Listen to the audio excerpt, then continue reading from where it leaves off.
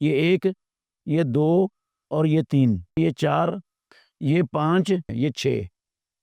پھر 7ویں کو جب گننا ہے نا تو یہ چھوٹی انگلی ادھر رکھنی ہے آگے، پہلے ادھر رکھی تھی ہم نے 1 پر، اور یہ ادھر رکھنی ہے آگے 7، اور یہ کھڑی کر دینی ہے اس کو فوراً، اور پھر 8 اور پھر 9۔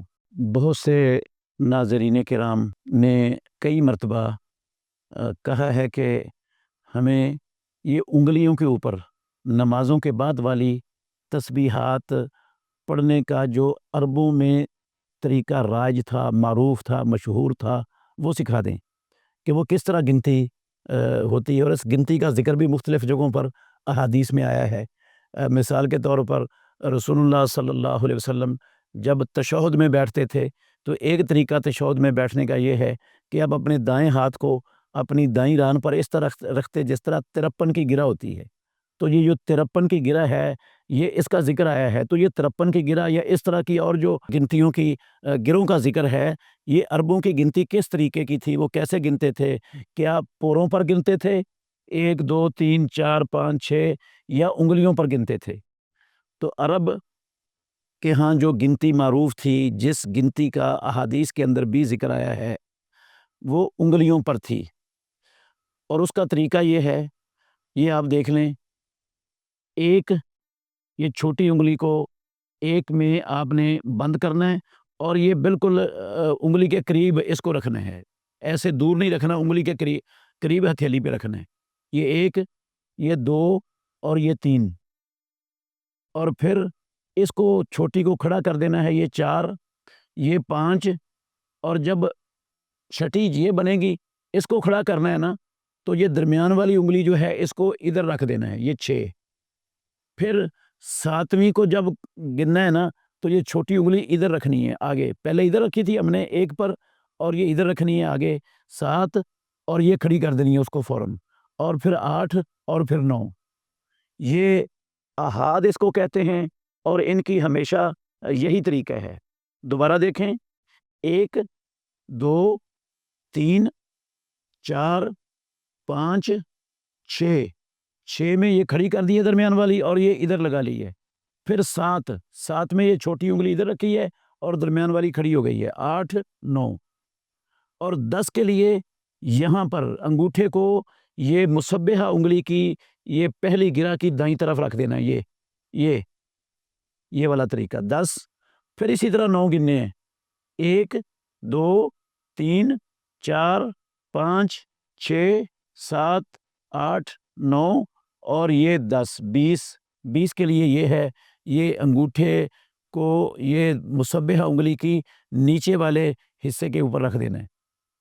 یہ والا طریقہ ہے۔ تو اسی طرح 9 گننے ہیں، 1 2 3 4 5 6 7 8 9، اور جس طرح کوئی باریک چیز پکڑتے ہیں نا، دونوں یہ انگوٹھا اور مسبحہ انگلی، اس طرح ان کے دونوں پروں کو آپس میں ملانا، جس طرح کوئی باریک سوئی وغیرہ پکڑتے ہیں، تو یہ 30 یہ ہوتا ہے۔ اور پھر اسی طرح 9 گن کر 40 کی گرہ یہ ہوگی، 40 یہاں پر یہ مسبحہ انگلی کی درمیانی والی گرہ پر انگوٹھے کو رکھنا ہے، اور 50 پر یہاں انگوٹھے کو رکھنا ہے، یہ جو مسبحہ انگلی کی تیسری والی گرہ ہے اس طرح۔ اور یہ جو 53 کی گرہ کا ذکر حدیث میں آتا ہے نا، اس کا مطلب یہ ہے کہ یہ 50 کی ادھر ہے، 1 2 3 یہ 53 ہو گئی، یہ 53 والی گرہ بنتی ہے۔ 50 کی گرہ یہ ہے، اور 1 2 3 ان کی یہ ہیں، تو یہ 50 ہو گئی۔ اور پھر 60 کے لیے اپنی مسبحہ انگلی کو اپنے اس انگوٹھے کے اوپر رکھ دینا ہے ایسے، یہ 60 ہو گئی۔ اور 70 کے لیے اپنے انگوٹھے کے ناخن والے اگلے حصے کو اپنی مسبحہ انگلی کے درمیان میں ادھر رکھنا ہے، اور آگے سے اگلے پور کو موڑ دینا ہے، یہ طریقہ ہو جائے گا 70 کا، یہ 70 ہے۔